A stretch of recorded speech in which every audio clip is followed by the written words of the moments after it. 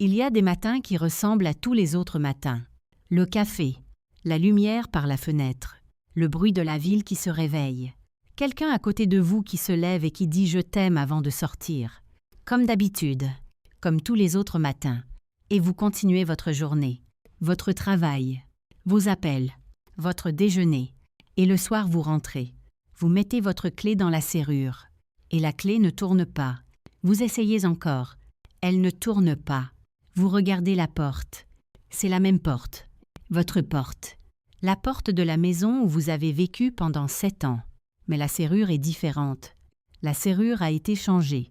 Aujourd'hui, ce jour-là, après le « je t'aime » du matin, Nadia Koné a tenu sa clé dans sa main pendant 2 minutes, debout devant sa propre porte. Elle a compris avant même que le téléphone sonne.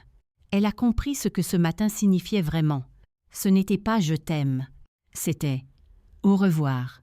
Et il n'avait même pas eu le courage de le dire en face. Nadia avait 32 ans. Elle était comptable dans une entreprise d'import-export à Abidjan. Sérieuse, précise, le genre de femme qui vérifie 2 fois avant de valider, qui ne signe pas sans avoir lu, qui fait confiance aux chiffres parce que les chiffres ne mentent pas. Les hommes, elle avait mis plus de temps à apprendre ça, les hommes, eux, peuvent mentir. Même en disant « je t'aime », surtout en disant « je t'aime ». Kofi Assante était ghanéen. Il travaillait dans le commerce maritime. Il avait 38 ans quand elle l'avait rencontré. Une conférence professionnelle à Abidjan. Il était dans la salle. Elle présentait les résultats financiers de son entreprise. Il l'avait écoutée sans regarder son téléphone. À la fin, il était venu lui parler.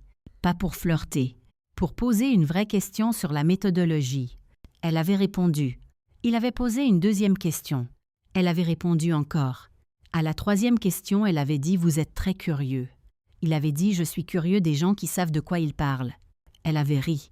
Et c'était parti de là. 2 ans de fréquentation. Honnête. Sérieux.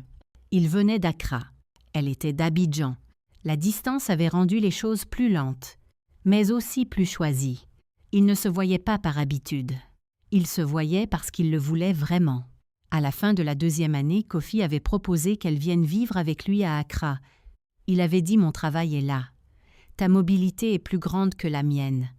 Et je veux construire quelque chose de sérieux avec toi. » Nadia avait réfléchi, vraiment réfléchi, pas avec ses émotions, avec sa tête aussi.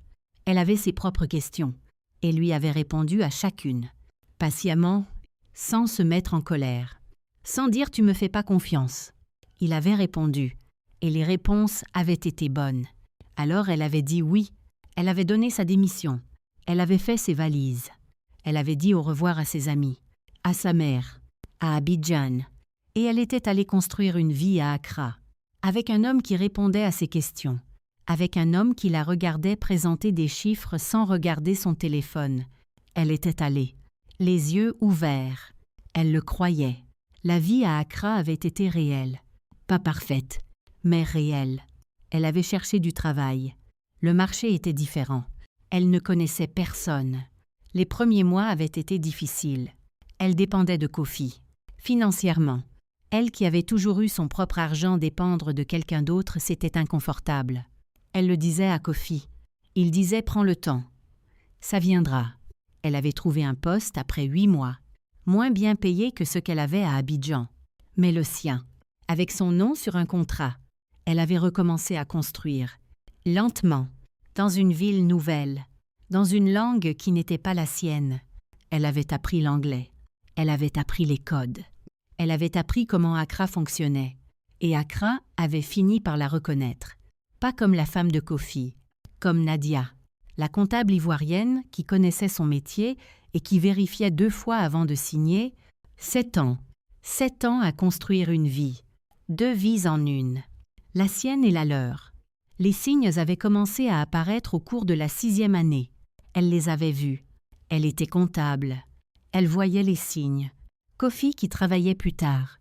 Kofi qui répondait à ses messages avec des délais. Kofi qui avait des appels qu'il prenait dans une autre pièce. Kofi qui était moins présent sans être moins là. Le corps à la maison. L'esprit ailleurs. Elle avait demandé. Il avait dit « Le travail est compliqué en ce moment ». Elle avait accepté. 1 mois.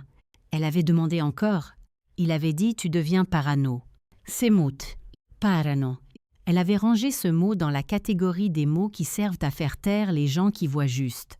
Elle avait arrêté de demander, mais elle n'avait pas arrêté de voir. Elle voyait. Elle n'avait pas encore les preuves. Et sans preuve, que fait-on avec ce qu'on voit? On attend. On regarde. On espère avoir tort. Elle avait espéré avoir tort. Elle avait eu tort d'espérer. Le mardi de la serrure avait commencé comme tous les autres matins. Réveil. Café. La lumière par la fenêtre. Kofi s'était habillé. Il avait pris son sac. Il s'était penché vers elle. Il avait dit « Je t'aime », comme d'habitude. Elle avait dit « Moi aussi », comme d'habitude. Il était sorti. Elle avait fini son café. Elle était allée au travail. Elle avait passé sa journée. Les chiffres, les dossiers, le déjeuner avec une collègue, les réunions de l'après-midi. À 10 à 8 heures, elle avait pris le trottoir.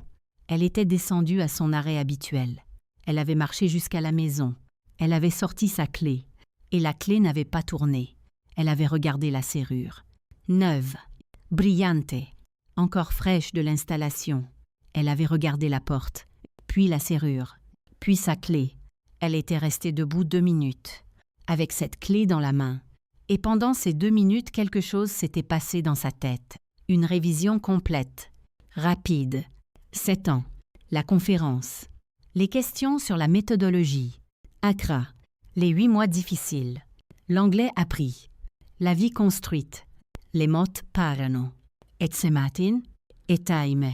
Elle avait tout revu en 2 minutes, et elle avait compris que le « je t'aime » du matin, c'était la façon qu'avait Kofi de lui dire au revoir sans le dire. Parce que Kofi n'avait pas le courage de le dire en face. Parce que Kofi avait attendu qu'elle soit au travail pour changer la serrure. Parce que Kofi avait calculé que si elle était dehors quand ça arrivait, c'était plus simple. Plus simple pour lui. Pas pour elle. Jamais pour elle. Son téléphone avait sonné. C'était Kofi. Elle avait regardé le téléphone sonner. Elle n'avait pas décroché. Elle avait remis le téléphone dans son sac. Et elle avait décidé ce qu'elle allait faire. Elle avait appelé Ama. Ama était son amie ghanéenne. La première vraie amie qu'elle avait faite à Accra. Celle qui lui avait appris où acheter le meilleur attiéké à Accra. Celle qui connaissait la ville comme Nadia connaissait les chiffres. Ama avait décroché à la première sonnerie. Nadia avait dit à Ama « Je suis devant ma porte. La serrure a été changée. » Ama avait été silencieuse 2 secondes. Puis elle avait dit « Tu as pris tes documents ce matin ?» Nadia avait dit non. Ama avait dit « Ne bouge pas, j'arrive ». Ama était arrivée en 20 minutes, avec son mari, et un serrurier. Nadia avait regardé Ama. Elle avait dit « On ne peut pas entrer de force ». Ama avait dit « C'est ta maison autant que la sienne. Tu as ton nom sur le bail ?» Nadia avait dit « Oui ». Ama avait dit « Alors on entre ». Le serrurier avait ouvert la porte. Nadia était entrée dans sa propre maison. Tout était là. Ses affaires, ses vêtements, ses livres, ses documents. Tout. Kofi n'avait rien touché. Il avait seulement changé la serrure. Comme si changer la serrure suffisait à effacer 7 ans. Comme si une nouvelle serrure pouvait décider de qui avait le droit d'être là. Nadia avait regardé la chambre, le lit qu'il partageait, la table de nuit, le verre d'eau qu'il mettait toujours du côté gauche. Elle avait pris une grande valise. Elle l'avait remplie méthodiquement. Documents d'abord, passeport, contrat de travail, relevé bancaire, diplôme, tout ce qui portait son nom, puis les vêtements, puis ce qui lui appartenait vraiment, le petit tableau que sa mère lui avait donné, le livre qu'elle lisait en ce moment, les photos. Elle avait laissé tout le reste. Tout ce qui était à eux deux, elle l'avait laissé. Elle n'avait pris que ce qui était à elle seule. En 2 heures, c'était fait. Elle avait regardé la maison une dernière fois. Elle avait dit à Ama « On y va ?» Ama avait dit « Tu es sûre ?» Nadia avait dit « Il a changé la serrure. » Ça veut dire qu'il a décidé. Je n'attends pas qu'il m'explique une décision qu'il a déjà prise. Elle avait pris sa valise. Elle était sortie. Le mari d'Ama avait remis la porte en état. Et ils étaient partis. Kofi avait rappelé 6 fois dans la soirée. Elle n'avait pas répondu. Pas ce soir. Ce soir, elle avait autre chose à faire. Ce soir, elle devait appeler sa mère. Sa mère avait décroché à la première sonnerie. Comme toujours. comme si elle attendait toujours l'appel de sa fille, même à des milliers de kilomètres, même après des années à Accra. Nadia avait dit « Maman ». Sa mère avait dit « Je t'entends, dis-moi ». Nadia avait dit « Je rentre ». Sa mère n'avait pas demandé pourquoi. Elle avait juste dit « Quand ». Nadia avait dit « Bientôt ». Sa mère avait dit « Ta chambre t'attend ». Et cette phrase « Ta chambre t'attend », ces 4 mots simples, cette chose que les mères font garder une chambre comme si elles savaient que leurs filles peuvent avoir besoin de revenir. Nadia avait fermé les yeux, et pour la première fois de toute cette journée depuis le café du matin, jusqu'à la serrure brillante, jusqu'à la valise faite en 2 heures, elle avait pleuré, pas se déraguer, pas de tristesse seulement, de soulagement, le soulagement de savoir qu'il y a toujours un endroit, même quand les serrures changent, même quand les hommes disent « Je t'aime le matin » et changent les serrures le soir, il reste toujours un endroit, et quelqu'un qui laisse la lumière allumée pour vous. Elle avait répondu à Kofi le lendemain matin. Un seul message. Elle avait écrit « J'ai pris ce qui m'appartient. Pour le reste, nous avons tous les 2 nos avocats. Je ne serai pas en colère longtemps, mais je ne serai pas disponible non plus. Bonne continuation. » Il avait répondu plusieurs fois. Des explications, des justifications. Il y avait une autre femme. Elle était enceinte. Il n'avait pas su comment le dire. Il avait cru que changer la serrure était plus simple, plus propre. Nadia avait lu les messages. Elle avait posé le téléphone. Elle avait regardé le plafond de la chambre d'Ama où elle dormait provisoirement. Elle avait pensé plus simple pour qui? La réponse était évidente. Pour lui. Jamais pour elle. Elle n'avait pas répondu. Elle avait appelé son avocate. La procédure avait pris 6 mois. 6 mois pendant lesquels Nadia avait vécu chez Ama, puis dans une petite chambre louée, puis dans un appartement à elle, petit, mais à elle, avec sa propre serrure, dont elle avait les clés, les seules clés. Pendant ces 6 mois, elle avait cherché un travail, avec tout ce qu'elle avait appris en 7 ans à Accra, l'anglais, les codes du marché ghanéen, les contacts. 7 ans d'Accra ne partaient pas avec une serrure changée. 7 ans d'Accra étaient dans sa tête, dans ses compétences, dans son carnet d'adresses. Un cabinet d'audit avait répondu à sa candidature en 3 semaines. Mieux payé que son ancien poste, avec un titre supérieur. Elle avait commencé un lundi. Elle avait vérifié 2 fois le contrat avant de signer. Comme toujours, comme elle avait toujours fait. Certaines habitudes sont de bonnes habitudes. Kofi lui avait demandé une rencontre. 3 mois après la serrure. Il voulait lui parler. S'expliquer. Peut être autre chose. Elle avait accepté. Pas parce qu'elle voulait entendre ses explications, parce qu'elle avait une question. Une seule. Et elle voulait la réponse en face. Ils s'étaient retrouvés dans un café. Lui d'un côté de la table. Elle de l'autre. Il avait parlé. Il avait dit tout ce qu'il avait à dire. L'autre femme. Le bébé. La peur de lui dire. La serrure. L'erreur. Le regret. Elle avait écouté. Jusqu'au bout. Sans l'interrompre. Quand il avait fini, elle avait dit « J'ai une question ». Il avait dit « Vas-y ». Elle avait dit ce matin-là. « Quand tu m'as dit « Je t'aime », tu savais déjà que la serrure allait être changée le soir ?» Il n'avait pas répondu immédiatement. Ce silence était la réponse. Elle avait hoché la tête. Elle avait dit « C'est tout ce que j'avais besoin de savoir ». Elle s'était levée. Elle avait pris son sac. Elle était sortie du café. Elle n'avait pas regardé en arrière. Pas par fierté. Parce qu'il n'y avait plus rien à voir de ce côté-là. Tout ce qu'elle avait à voir était devant elle. 1 an après la serrure. Nadia était dans son appartement à elle, avec sa propre serrure. Un samedi matin. Le café. La lumière par la fenêtre. Le bruit d'Accra qui se réveillait. Elle avait son travail. C'est sa miss. Ama qui venait déjeuner le dimanche. Sa mère qui appelait tous les soirs. Sa chambre à Abidjan qui l'attendait toujours. Elle avait regardé par la fenêtre, cette ville qu'elle avait apprise, cette ville qu'elle connaissait maintenant, Accra, qui était devenue la sienne, pas celle de Kofi, la sienne, et elle avait pensé il a changé la serrure, mais il n'a pas pu changer la ville, il n'a pas pu reprendre l'anglais, il n'a pas pu reprendre les 7 ans, il n'a pas pu reprendre les compétences, il n'a pas pu reprendre les amis, il n'a pas pu reprendre ce qu'elle était devenue. Il avait changé une serrure. Elle avait tout le reste. Et tout le reste, c'était bien plus que ce qu'une serrure pouvait contenir. Elle avait bu son café. Elle avait pris son sac. Elle était sortie.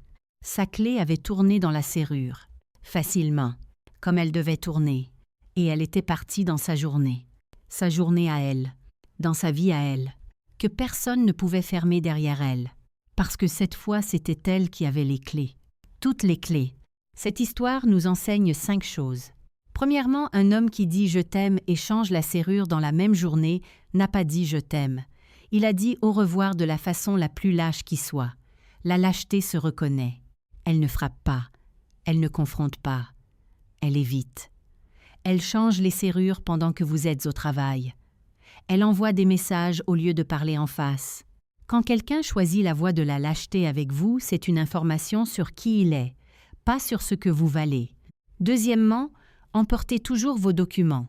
En premier, avant les vêtements, avant les souvenirs, vos papiers d'identité, vos diplômes, vos contrats, vos relevés bancaires, ce qui prouve qui vous êtes et ce qui vous appartient. Les vêtements se remplacent, les souvenirs restent dans votre tête. Mais les documents peuvent être perdus ou retenus, et leur absence vous affaiblit. Sachez toujours où sont vos documents. Ayez-en des copies, quelque part que vous seul connaissez. Troisièmement, ce que vous avez construit dans une ville ne disparaît pas avec la relation. Nadia avait appris l'anglais. Elle connaissait le marché ghanéen. Elle avait des contacts. Elle avait une réputation professionnelle. Tout ça était dans sa tête. Kofi ne pouvait pas changer la serrure de sa tête. Quand vous partez d'une relation, investissez dans votre propre développement en même temps. Pas pour vous protéger de l'autre, pour que ce que vous construisez dans cette période soit à vous-même si la relation ne dure pas. Quatrièmement, il y a toujours une chambre qui vous attend quelque part. Une mère, une amie, une sœur, un endroit où votre nom suffit à ouvrir la porte. Si vous avez cet endroit, gardez le lien. Nourrissez ce lien même quand vous êtes bien et que vous n'en avez pas besoin. Parce que le jour où la serrure change cet endroit est la première chose dont vous avez besoin. Avant les avocats, avant les plans, avant tout. Un endroit où vous pouvez juste être. Cinquièmement, et c'est le plus important, la serrure qu'ils changent dit plus sur eux que sur vous. Kofi a changé la serrure parce qu'il n'avait pas le courage de la conversation, parce que l'honnêteté lui coûtait trop, parce qu'il a préféré votre douleur à son inconfort.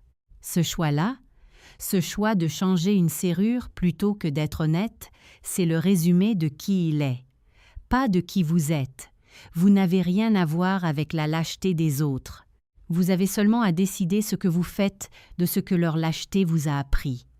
Nadia a appris que ses clés, les vraies, n'étaient pas dans la serrure d'une maison. Elles étaient en elle, dans ses compétences, dans son courage, dans sa capacité à faire une valise en 2 heures et à appeler sa mère et à recommencer. Ces clés-là, personne ne peut les changer. Elles sont à vous, pour toujours. La serrure qu'il a changée, Dieu l'a transformée en liberté. Et la femme qu'il pensait mettre dehors, elle avait déjà tout ce qu'il lui fallait pour rentrer. Ailleurs. Mieux. Si cette histoire vous a touché, partagez-la avec quelqu'un qui en a besoin aujourd'hui. Abonnez-vous à notre chaîne et activez la cloche pour ne jamais manquer une histoire. Que Dieu vous bénisse. À très bientôt pour la prochaine histoire.